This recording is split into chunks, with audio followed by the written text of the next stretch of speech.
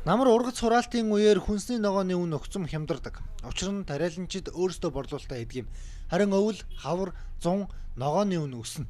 Яагад гэвэл тариаланчдын гар дээрх ногоо дуусч чэнжүүдийн нөөцлсөн ногоо зах дээр нийлүүлэгддэг. Урт хугацаагаар бол ажиллах боломж хомос учраас зөвхөн бөөний шинжтэй худалдаа чэнжүүдээр дамжуулан хийдэг. Ийм учраас бид бол хямд үнээр өгч алдагт үлдээдэг.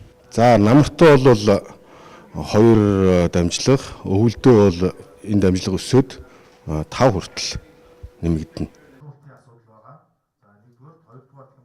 Ногоочны хувьд ногоогоо хадгалах зойр байдаггүй учраас бүгдийг нь бөөний үнээр борлуулахаас өөр замгүй. Хэдийгээр чэнжүүд хэтэрхий хямд үн санал болгодогч ургуулсан ногоогоо муутгахгүй тулд өгөхөөс өөрөө аргагүй болдог байна. Харин эцсийн хэрэглэгчдэд хүрэхдээ ногоочдын зарсан үнээс 2-3 дахин нэмэгдсэн үнээр очдог гэлээ.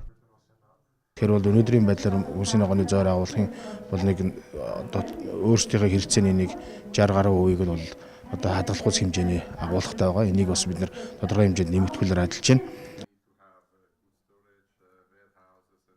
Швейцарын хөгжлийн агентлагийн санхүүжилтээр хэрэгжиж буй Монгол ногоо төслийн хүрээнд ногооны үйлдвэрлэлийг нэмэгдүүлэх, ногоочд болон хэрэглэгчийг шууд холбох тогтвортой зах зээлийг бий болгох, хот орчмын гэр хорооллын иргэдийн ногоо тариалтыг дэмжих, бодлого, хууль эрх зүйн орчин сайжруулах зэрэг 4 зорилготойгоор үйл ажиллагаа эхлүүлэн хэрэгжиж явж байна.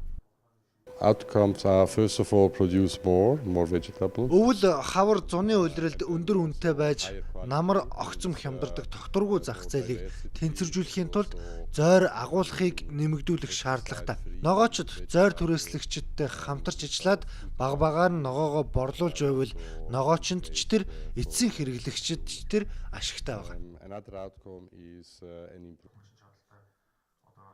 Намрын үйлрэлд Монгол ногоо хямдарч бусад үед үнэтэй байдаг учраас импортын ногоонд зах зээл гарч ирдэг байна. Хэрэв ногоочдын зардаг үнээр хэрэглэгчид хүрдэг бол импортын хүнсний ногоо зах зээлээс шахагдах болно гэдгийг мэргэжлийн хэлж байгаа юм.